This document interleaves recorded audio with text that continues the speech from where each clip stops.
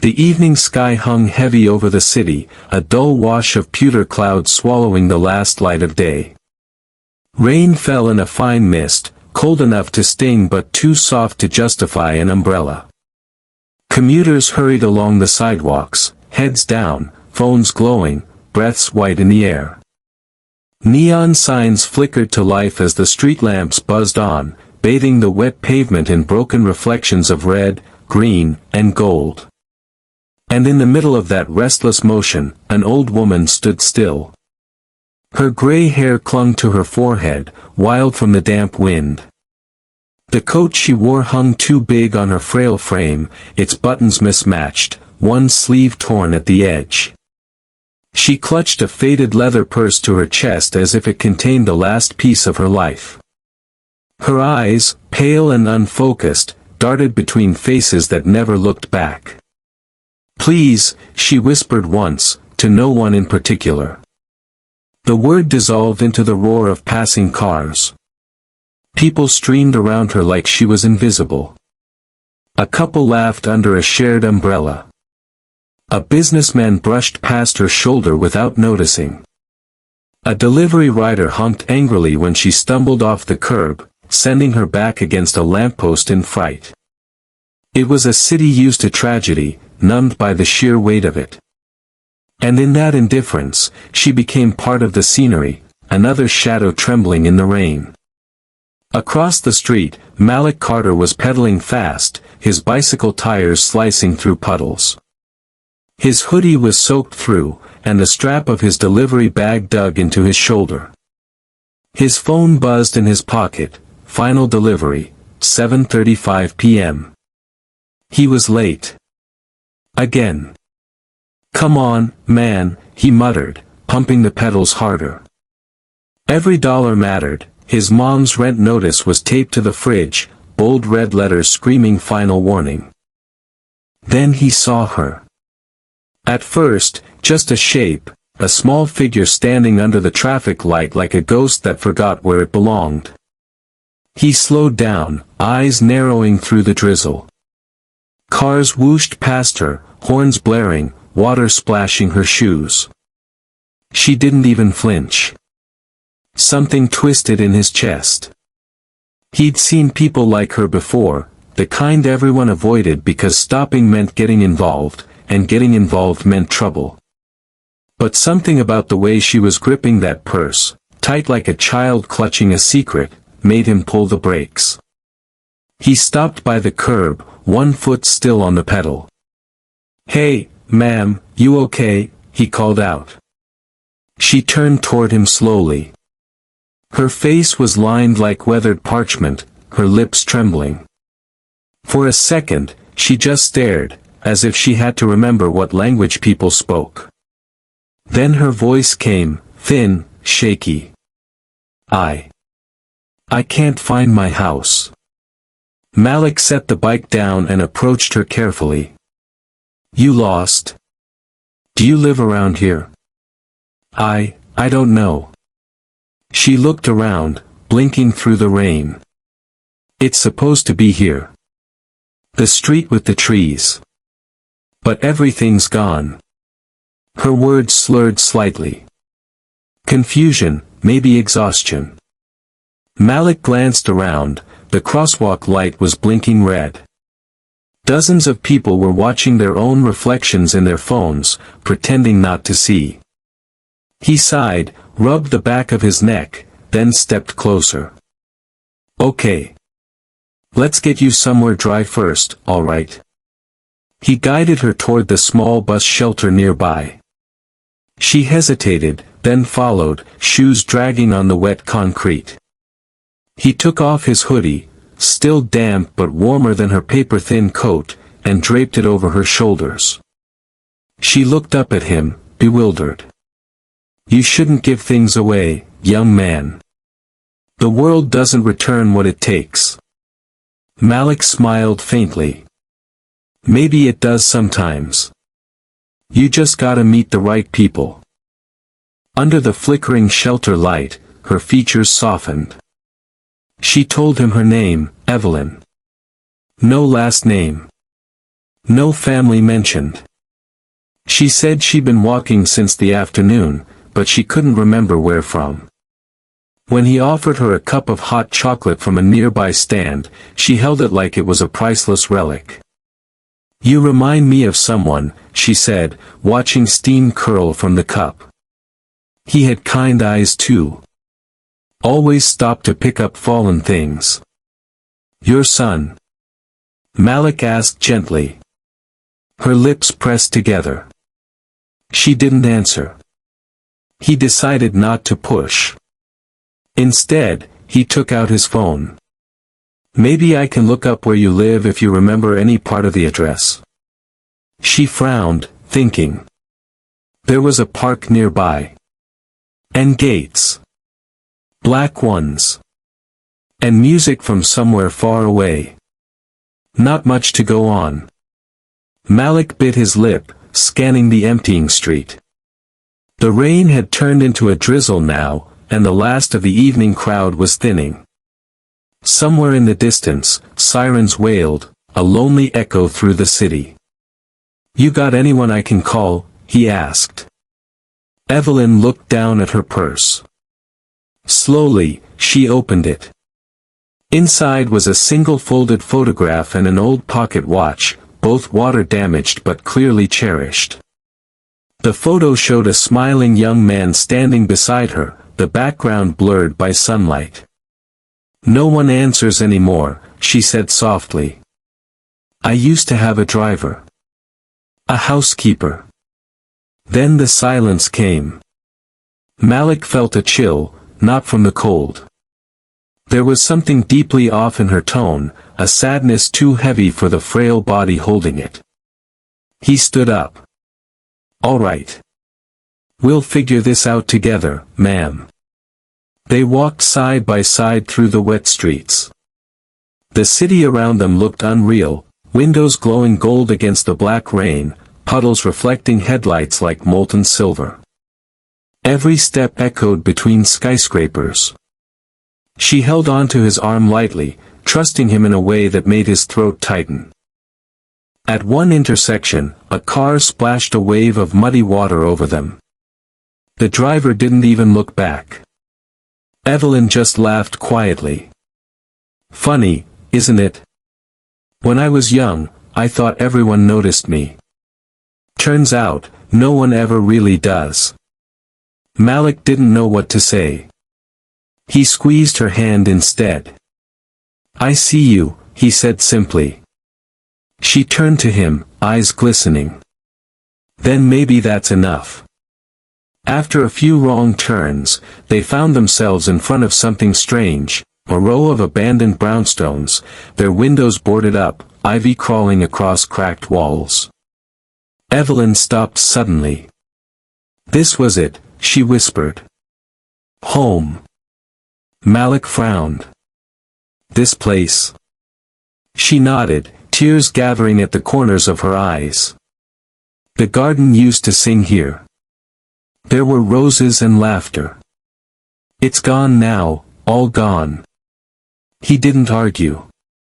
Maybe she was confused, or maybe this ruin really did hold her memories. He guided her toward the rusted gate, the padlock long broken. She stepped through as though walking into a dream, her voice trembling. "Thank you, Malik," she said, surprising him. "For seeing what others didn't." "How do you know my name?" She smiled faintly. "You told me. Just now." He hadn't. A cold breeze passed through the broken windows, and the streetlight flickered. Malik looked at her, then back toward the city.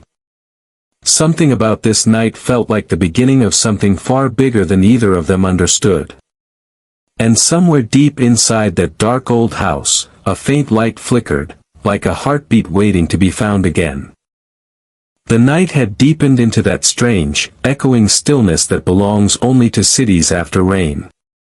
The world felt rinsed, raw, reflective. Malik stood at the rusted gate, his hands still hovering in the air where Evelyn had just passed through. The mansion before them loomed like a ghost, windows black, ivy crawling up its face like veins. "Are you sure this is your place?" he asked quietly. Evelyn didn't answer at first. Her gaze was fixed on the grand door, warped and sun-bleached but still bearing the remnants of its carved initials, E.H. She reached out her trembling hand toward the handle, but her knees buckled halfway.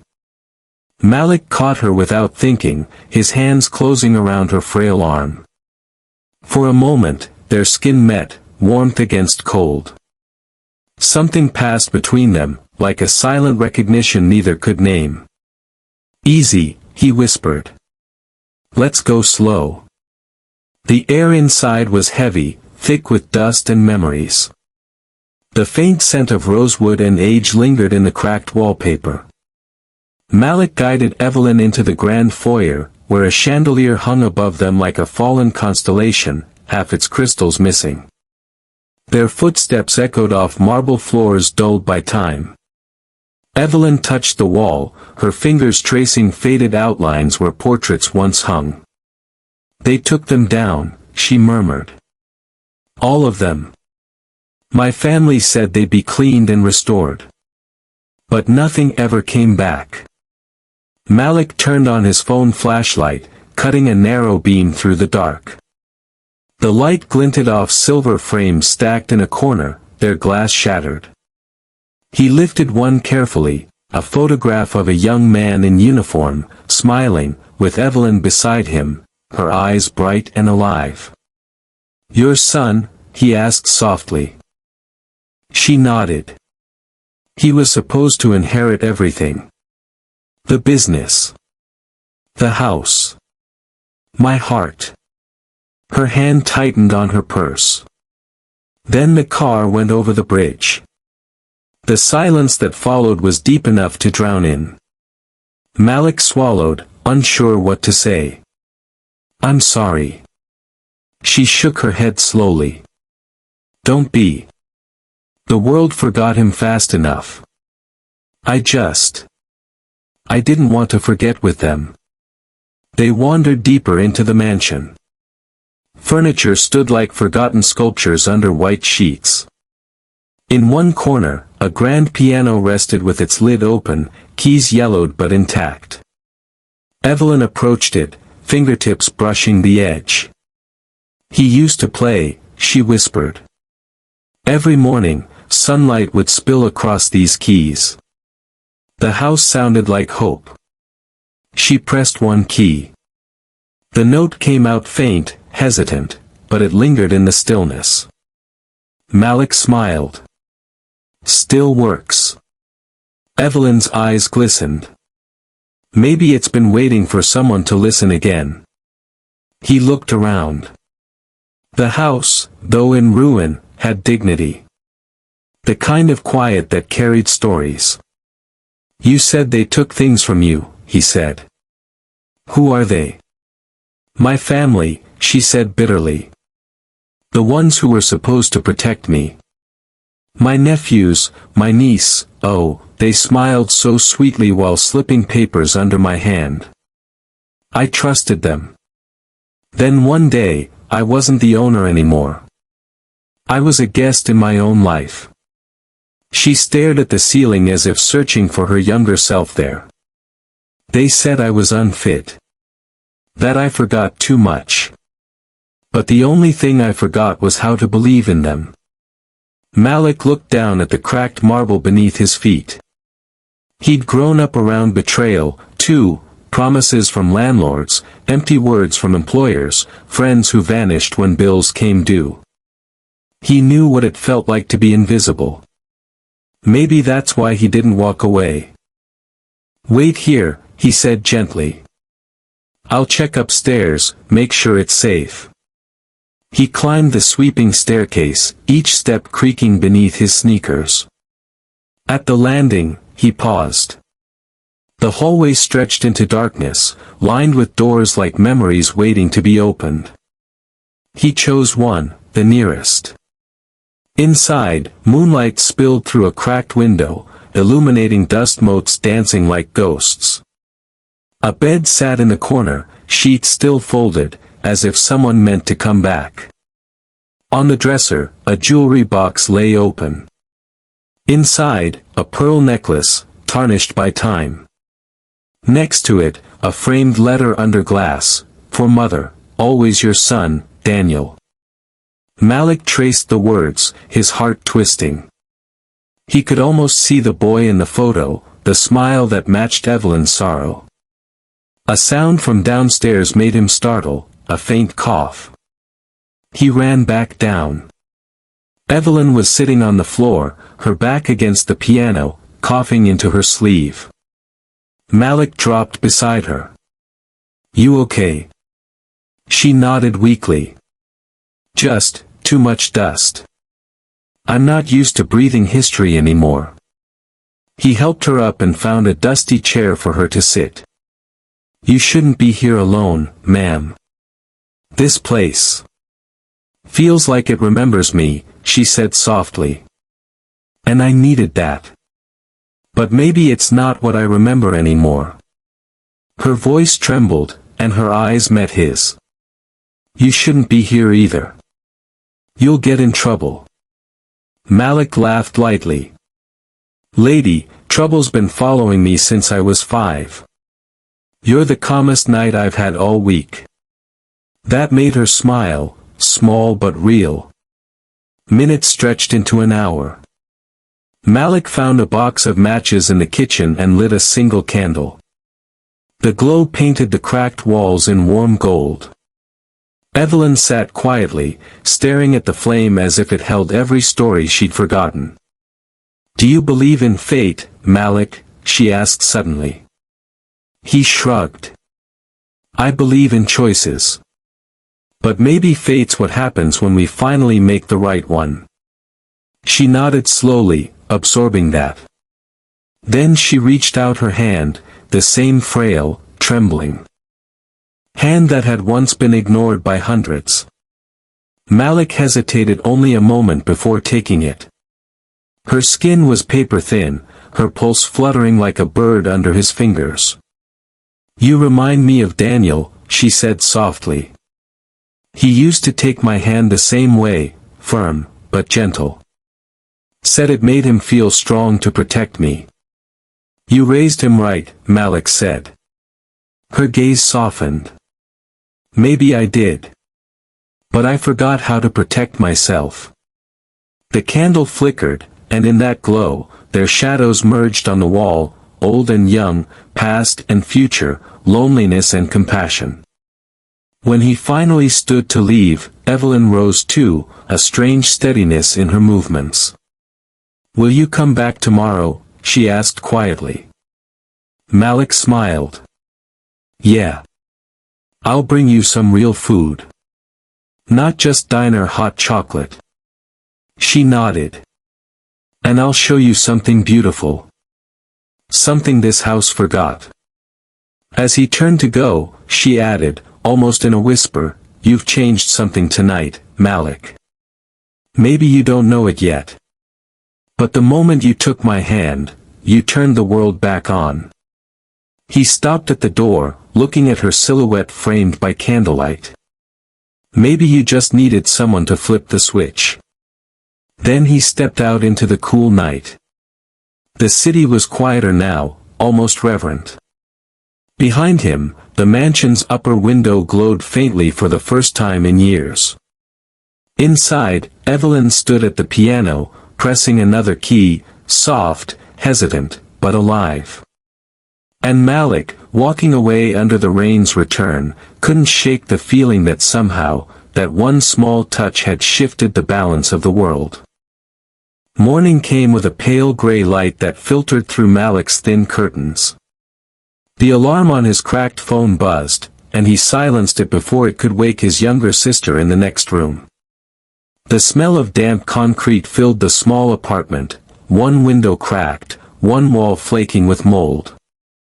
His mother's note sat on the counter beside a cold cup of coffee. "Back-to-back shifts again. Don't wait up. Love you. Mom." Malik folded the paper and tucked it into his pocket like a charm. He glanced at his worn-out sneakers by the door. Last night felt like a dream. He could still smell dust, candlelight, and that strange, quiet house. He couldn't shake Evelyn's face from his mind. Something about her didn't fit the streets she'd been lost in. Her words, her presence, even her confusion had weight, as if it came from somewhere high and far. He slung his backpack over his shoulder, grabbed 2 granola bars, and stepped into the cold morning. By the time he reached the mansion, sunlight was breaking through the clouds, cutting golden shafts across the overgrown gate. Dew clung to the iron bars like tiny mirrors. The city noise faded as soon as he stepped through, replaced by a kind of stillness that belonged to places time had forgotten. He knocked on the old door, half expecting silence. But a voice, faint but clear, called from within. "Come in, Malik." He froze. He hadn't told her his name again, had he? Maybe she'd remembered from the night before, or maybe he'd said it without realizing. He pushed the thought aside and stepped inside. The air smelled faintly of polish now. Someone had opened the windows, thin curtains fluttered like ghostly sighs. Evelyn sat in the parlor, wrapped in a shawl, her silver hair combed neatly. A tray of tea rested beside her on a small table. "You cleaned up," Malik said, surprised. "I asked the house to," she replied with a small smile. He blinked. "You asked the house?" "Yes. Sometimes it listens when you speak kindly." Her tone was playful, but there was something deeper in her eyes, a loneliness shaped like memory. Malik smiled and sat across from her. "Well, that's one obedient mansion." "It used to be," she murmured. They walked through the halls together, Evelyn moving slowly, her hand resting lightly on his arm.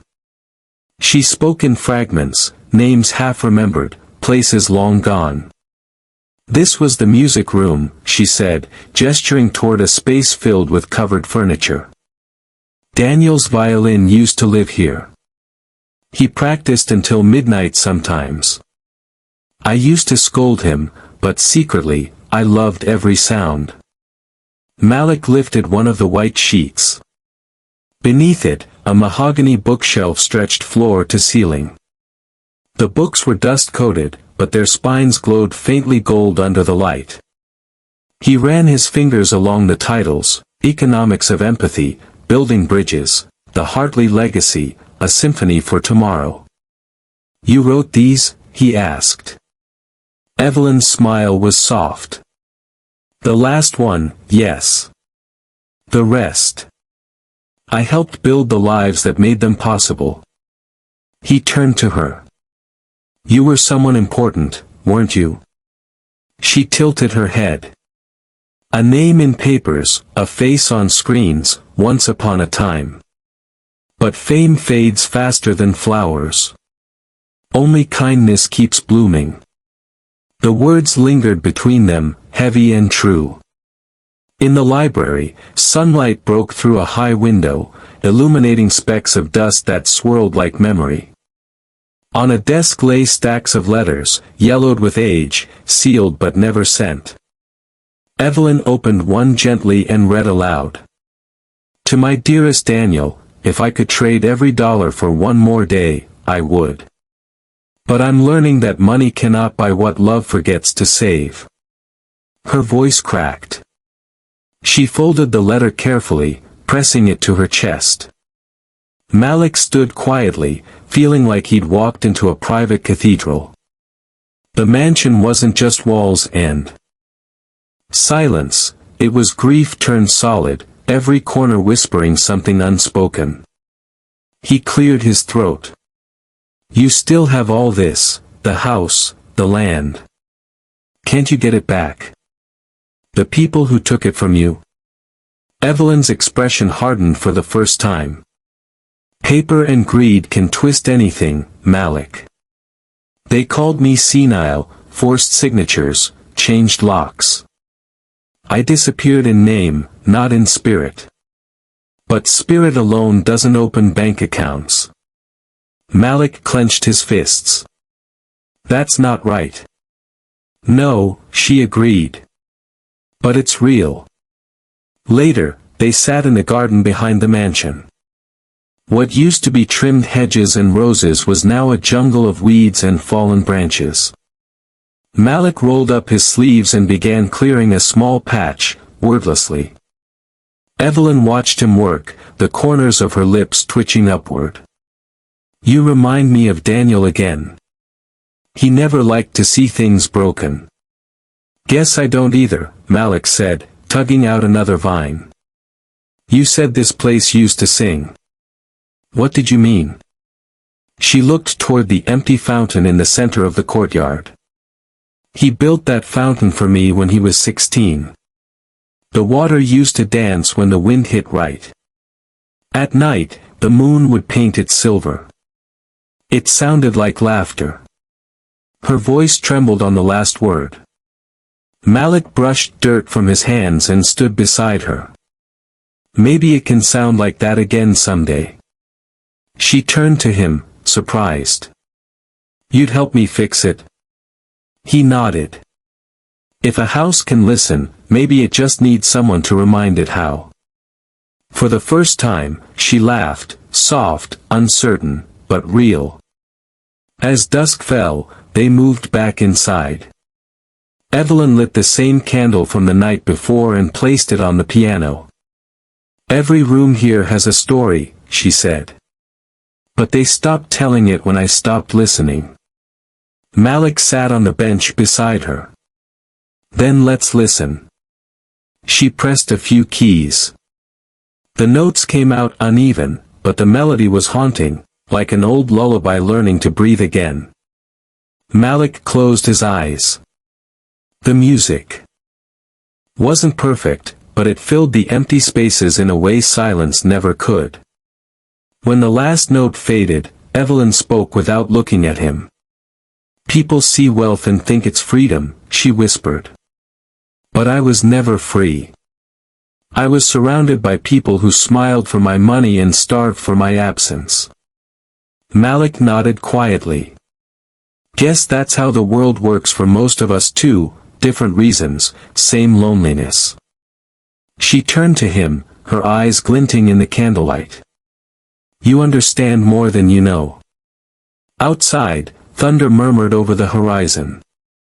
The candle's flame wavered, then steadied. As Malik prepared to leave, Evelyn followed him to the door. Before you go, she said, I need to show you something. She opened the drawer of a side table and took out a small silver key, its teeth worn smooth with age. This opens the west wing, she said. It was locked after Daniel's death. I haven't stepped inside since. She pressed it into his hand. Why me? Malik asked. Because you don't look at this house like it's haunted, she said softly. You look at it like it's waiting. Malik nodded slowly, closing his fingers around the key. Tomorrow, he promised. As he walked down the cracked path toward the gate, the mansion seemed to exhale, a faint creak of wood, a sigh of shifting air. Inside, Evelyn sat by the piano, her eyes fixed on the candle flame. And though she was alone, a whisper seemed to rise from the walls around her, soft, like an echo of gratitude. He came back. Morning arrived in a blaze of flashbulbs. Malik woke to the sound of chaos outside, engines idling, cameras clicking, voices barking questions through megaphones. He stumbled to the window and froze.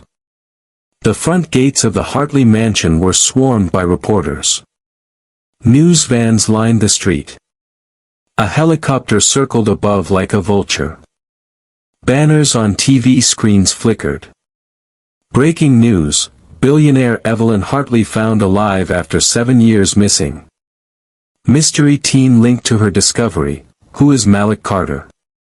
He turned from the window, heart pounding. Mrs. Hartley. But Evelyn was already awake. She sat in her chair by the fireplace, calm as a still lake.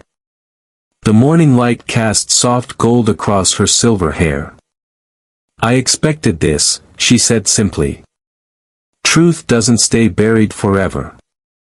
The world loves a resurrection, at least until it needs a villain." Malik frowned. "A villain?"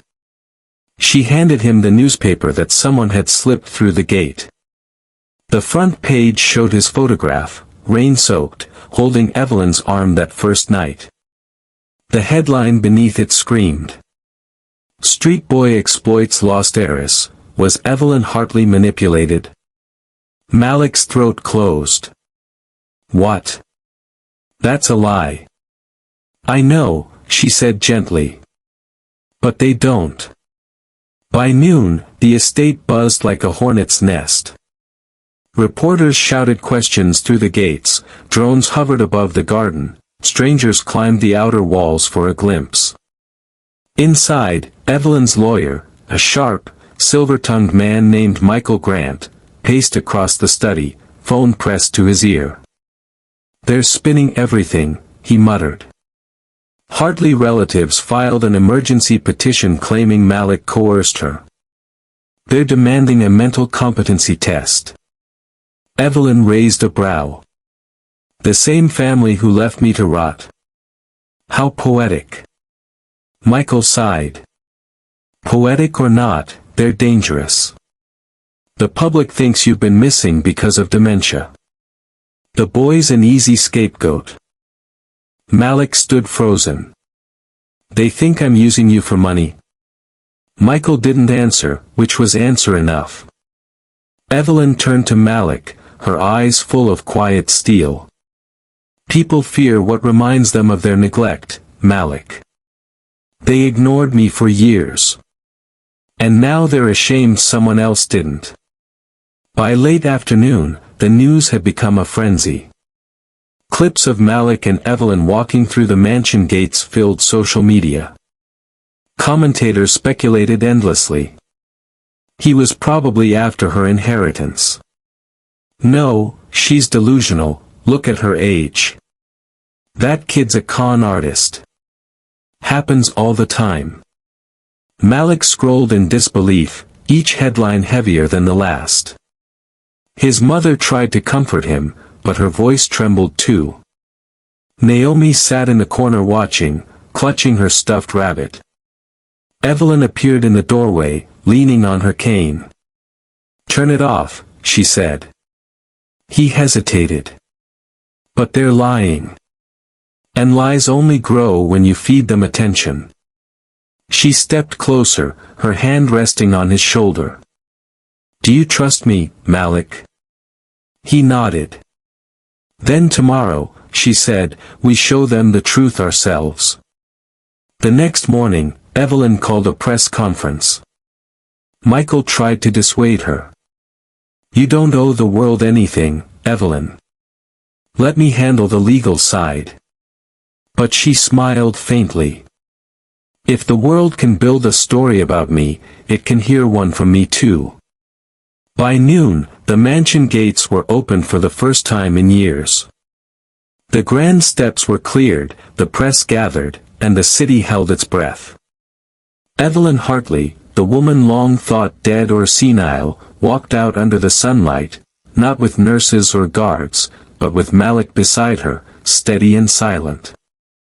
The cameras flashed like lightning. Reporters shouted, "Mrs. Hartley! Where have you been? Is it true this young man manipulated you? Are you mentally competent to handle your affairs?" Evelyn raised her hand, and the noise faltered. "My name," she began, her voice firm though soft, "is Evelyn Grace Hartley. For 7 years, I was forgotten. For 7 years, the world that once praised me turned its face away because I grew old, and grief made me wander." She turned slightly, her eyes sweeping across the sea of microphones. "No one asked where I was. No one looked for me. Except one person, a 17-year-old boy with nothing to gain. The crowd murmured. She reached for Malik's hand, her thin fingers curling around his. When the world saw a useless old woman, he saw a human being. When everyone else crossed the street, he crossed the line between comfort and compassion. She paused, her voice thickening. If that is manipulation, then I pray the world finds more manipulators like him. Flashbulbs exploded. The crowd went silent except for the clicking of cameras. Evelyn straightened. I am of sound mind. My doctor will confirm it. My lawyers will confirm it. But I do not need a diagnosis to prove my humanity. This boy reminded me what that word means. Her eyes softened as she looked at Malik. And from this day forward, I intend to make that lesson my legacy. Inside, the speech aired live across networks. Evelyn's words spread faster than the rumors had. Clips flooded social media, the frail woman standing tall beside the boy everyone had judged. Hashtags shifted overnight. Hashtag Evelyn Lives. Hashtag Faith in Humanity. Hashtag Boy Who Cared. But not everyone believed. Her relatives released statements of their own, slick, rehearsed denials filled with polished sorrow. We love Aunt Evelyn, but clearly she's being exploited by an opportunist. Malik watched the coverage with hollow eyes. They'll never stop, will they? Evelyn, seated beside the fire, smiled faintly. They will, when kindness becomes louder than greed. That evening, Michael returned with good news. The court rejected their petition. The judge said your public statement proved lucidity beyond doubt. Malik exhaled, relief washing over him. Evelyn simply nodded. Then the world has heard what it needed to. She rose slowly, crossing to the window. Outside, the media vans were leaving one by one. The evening sun bled gold over the garden. This house was once filled with whispers, she said quietly. Now it's filled with voices again. Maybe noise isn't such a bad thing after all. Malik joined her at the window. You handled them like a queen, he said. Evelyn chuckled softly. Not a queen, Malik. Just an old woman who finally remembered her worth. Later that night, she sat with him by the fire, their silhouettes glowing against the orange flame. Do you know why I wasn't afraid today? She asked. Because you faced worse, he said. She shook her head gently. Because I wasn't alone. He looked down, humbled. You saved my family, Evelyn. And you saved my soul, she whispered. Now we're even. They sat in silence for a while. Outside, thunder rumbled faintly in the distance, but it wasn't menacing anymore, it was cleansing, like a storm that clears the air. When the first raindrops began to fall, Evelyn closed her eyes and smiled. Let them write whatever they want tomorrow. We've already written the truth. Malik smiled back. Yeah, he said quietly. And the truth sounds better when you tell it yourself. The rain thickened, tapping softly against the windows. Cameras were gone now. Headlines would fade. But in that house, once filled with secrets and ghosts, warmth returned to stay. And somewhere beyond the storm, in the quiet hum of the night, the city whispered back the same words Evelyn had spoken that morning. The boy who cared. The spring sunlight was softer now, warmer, the kind that didn't just touch skin but sank into the heart. It poured through the mansion's tall windows, washing over velvet drapes and faded marble floors that seemed to glow for the first time in years. Outside, in the once-forgotten garden, Malik stood ankle-deep in earth. His hands were covered in soil, sweat beading down his neck. Beside him knelt Naomi, her braids tied back, planting small rose cuttings along the cracked stone path. Each movement was careful, reverent, as if they were restoring something sacred. Evelyn watched from the terrace, wrapped in a pale shawl. The breeze teased at her silver hair. In the distance, the city's skyline shimmered like a mirage, tall, relentless, unaware that at its edge, something gentler was being born. "The roses go there," she called out, pointing to the far end of the fountain. "That's where Daniel used to sit when he read." Malik looked up from the soil and smiled. "Then we'll plant them thick. He deserves the best view." Evelyn's expression softened. "You sound like you knew him." "Feels like I do," Malik said. "He's everywhere in this place." A week had passed since the press storm.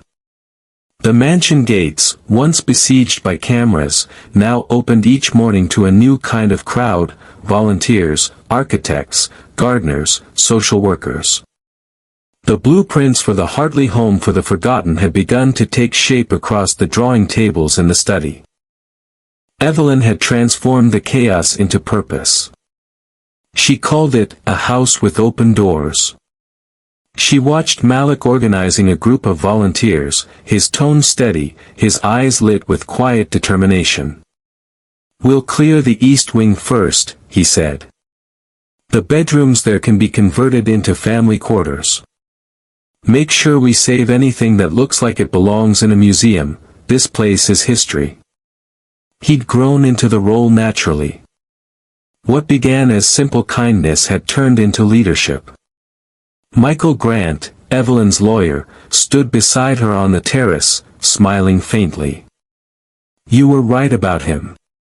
The boy's got a fire." Evelyn chuckled. "Fire and heart. That combination can move mountains." Michael looked out over the garden. "You realize, of course, the foundation's approval made headlines again. The board can't believe you handed it to him." "Then they've learned nothing about wealth," she replied. "It's not inheritance I'm giving him, it's purpose." By afternoon, the garden was alive with sound, the hum of tools, laughter, music from someone's speaker. Malik knelt by the fountain with a small wrench, trying to fix the rusted pipes. Naomi poured buckets of clean water nearby. Evelyn joined them, walking slowly but refusing help. "You don't have to come out here," Malik said. "We've got it covered." She smiled. "My dear boy, this is my resurrection. Let me get my hands dirty for once." He laughed, watching as she crouched, not very gracefully, beside the old fountain. Together they scrubbed away the moss that clung stubbornly to the marble. Beneath it, letters appeared. "For Mother, so she'll never forget the sound of laughter." Evelyn froze, tracing the engraving with trembling fingers. Tears welled in her eyes. "Daniel carved that," she whispered. "He said the garden sounded lonely without laughter." Malik placed a hand on her shoulder. "Then let's bring it back." By evening, lights glowed across the garden. Lanterns hung from branches, strings of bulbs draped from terrace to tree. The volunteers gathered, exhausted but glowing with pride. The fountain stood restored, its water now flowing again, catching the light like liquid gold. Evelyn sat on a bench as the first strains of soft music played from a speaker. Children from the neighborhood, kids who'd once wandered the streets aimlessly, now helped set up tables with plates of food. Naomi danced between them, laughing freely for the first time in months. Malik stood at the center, holding a small clipboard, reading the official sign they just installed near the fountain. "The Hartley Home for the Forgotten. A sanctuary for those the world no longer sees." He turned to Evelyn. "It's real now," he said. She nodded, eyes shining. It always was. It just needed hands brave enough to lift it. As the night deepened, Evelyn called for silence. The chatter faded, the music lowered. She rose slowly, leaning on her cane, and addressed the small crowd gathered under the stars. When this house was built, it was meant to impress, she began. Marble floors, chandeliers, fine art, all meant to prove something. But beauty without compassion is just vanity. She looked around, her gaze sweeping across faces of all colors and ages. Then one day, a boy with nothing to prove gave me something no amount of money could buy, his kindness. Her voice wavered but grew stronger. And because of that, this place will never close its doors again. Every person who walks through these gates will have a name, a bed, and a chance to begin again. Applause broke out, soft but heartfelt. Malik's chest tightened. He'd never been part of something like this, not just survival, but creation. Evelyn turned to him. Malik, would you do me the honor of starting the fountain? He nodded, walking to the small lever beside it. He pressed down, and for a moment, nothing happened. Then, a gurgle, a sigh, and finally, water burst upward, arching in crystal streams that caught the lantern light. The crowd cheered. Children clapped and laughed. Evelyn closed her eyes, listening. "Do you hear that?" she whispered. Laughter. Later, after everyone had gone, Malik and Evelyn sat beside the fountain in the quiet glow of the lanterns. "Feels like a miracle," Malik said softly. "It's not," Evelyn replied. "It's what happens when people remember to care." He looked at her, the old woman who'd once been lost and invisible, now radiant under the moonlight. "You changed everything for me." She smiled faintly. "No, Malik. You reminded me I was still alive." For a long time, they sat in silence, the water murmuring beside them. Fireflies drifted through the air, their glow reflected in Evelyn's eyes. "When I'm gone," she said finally, her voice barely above a whisper, "promise me you'll keep the laughter alive. That's all I ask." Malik nodded. "I promise." She reached for his hand, that same fragile connection that had started everything. "Good," she said. "Then this house will never fall silent again." At dawn, when the volunteers returned, they found Evelyn still there, peacefully asleep by the fountain, her hand still resting on Malik's. The garden shimmered with dew, roses blooming where barren soil had been. The mansion stood quiet, but it was no longer lonely. And when the wind moved through the branches, it carried something soft and almost musical, a sound that could have been water, or maybe memory. It sounded like laughter. The morning after the garden's rebirth dawned with a kind of light the mansion hadn't seen in decades, soft, golden, forgiving. The air still carried the faint scent of roses and damp earth. Malik woke on the bench beside the fountain, dew clinging to his hair. For a moment, he didn't remember where he was. Then he turned.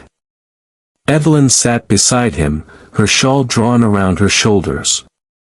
Her eyes were closed, her face calm, peaceful. The candle from the night before had burned down to wax and smoke beside her hand. He smiled faintly. "Morning, Mrs. Hartley. You fell asleep out here again." She didn't move.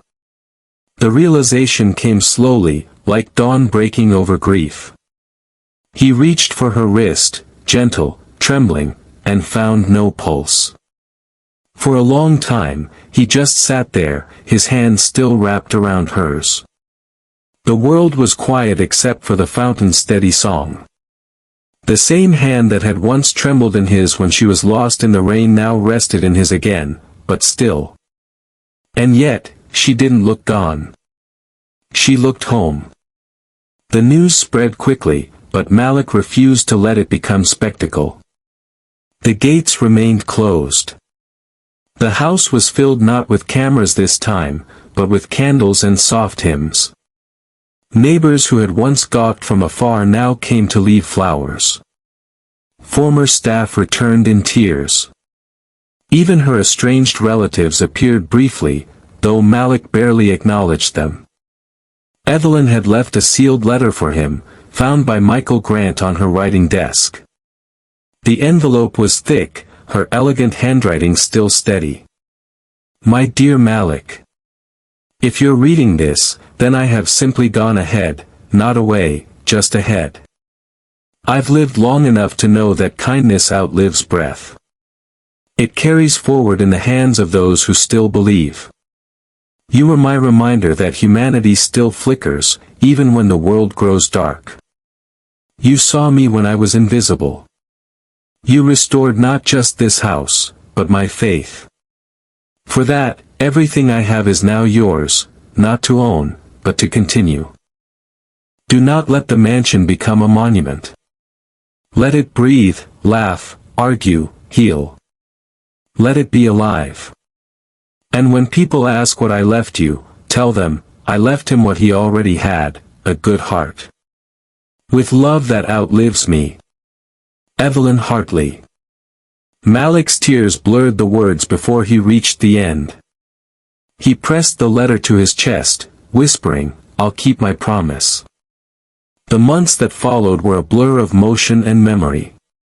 The Hartley Home for the Forgotten opened its doors officially that summer. The city mayor attended the ceremony, flanked by journalists, but the cameras were quieter this time, reverent. Malik wore a simple suit. He stood on the same terrace where Evelyn had once faced the world, her voice steady against judgment. Now, he faced that same world, not with wealth or status, but with her spirit burning inside him. He looked out over the crowd, seeing faces that reminded him of both his past and hers, a mother who'd lost her son, a child who'd been abandoned, a man sleeping on the streets only weeks before.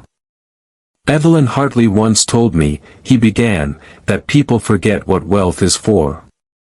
That it's not meant to be stored, it's meant to be spent on humanity. He looked down briefly, his throat tightening. She gave me a hand when I had nothing, and somehow made me realize I already had everything that mattered. He paused, then smiled softly. This place isn't about charity. It's about connection.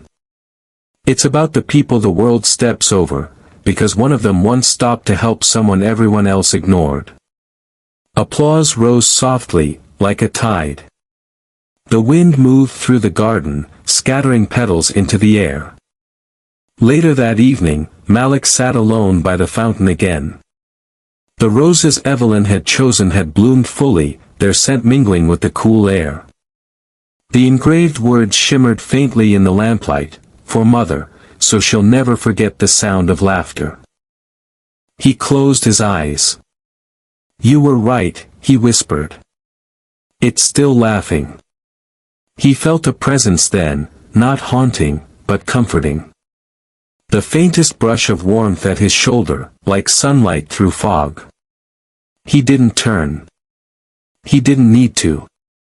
Weeks later, life at the Hartley home found its rhythm. The West Wing had become a library, the East Wing, a shelter for displaced families. The once abandoned ballroom now served as a study hall where children learned under lantern light. Malik moved through the halls daily, checking plumbing, fixing roofs, greeting newcomers by name. He kept Evelyn's portrait in the foyer, not above eye level, but beside the entrance, where everyone could see her smile on their way in. Visitors often asked, "You were the boy who found her, weren't you?" He always answered the same way, "No, she's the one who found me." One autumn evening, Michael Grant visited. The lawyer had aged in those few short months, softer around the eyes. He handed Malik a sealed box wrapped in faded blue ribbon. She wanted you to have this when the garden bloomed again, he said. Malik opened it slowly. Inside lay Evelyn's pocket watch, the same one she'd clutched that first night in the rain. Its silver gleamed faintly, but the inscription on the back caught his breath. Time doesn't give. It waits for those who do. He closed his hand around it, hearing the faint ticking inside. Somehow, the sound felt alive, like the pulse of the mansion itself. Michael placed a hand on his shoulder. You've done well, Malik. She'd be proud. Malik smiled through the ache in his chest. I just kept her promise alive. That winter, snow fell softly over the estate. The mansion's windows glowed warm against the gray sky, laughter spilling from the halls, children playing, elders telling stories, the sound of life echoing through rooms that had once known only silence. Malik walked through the garden, snow crunching beneath his boots. The fountain was frozen now, but even in stillness, it looked beautiful, the water arched mid-motion, like a memory preserved. He knelt beside it, brushing snow from the engraving. Thank you, he whispered. For believing in someone no one else did. A single flake landed on his palm, melting slowly into water, clear, cold, pure. He smiled. Guess you're still listening. Years would pass, and stories would change. The tabloids would forget their scandal. The mansion would become legend, not for its wealth, but for what it gave away. Visitors would come from across the country, drawn by a simple tale whispered through time. Once, a boy stopped to help an old woman in the rain. She was a billionaire, but he didn't know it. And because of one small act of kindness, hundreds found homes, and thousands remembered to care again. At the entrance, beneath Evelyn's portrait, a plaque bore her final words, the ones Malik chose to immortalize. He took my hand when the world turned away. Now, I give it back, to every soul still waiting to be seen. And sometimes, when the evenings grew quiet and the light fell just right, visitors swore they could see her, a slender figure standing by the fountain, smiling faintly, watching the laughter ripple through her garden. Whether it was memory or miracle, Malik never said. He simply looked up, whispered, "Good night, Evelyn," and kept walking, because her story, like kindness itself, was never meant to end.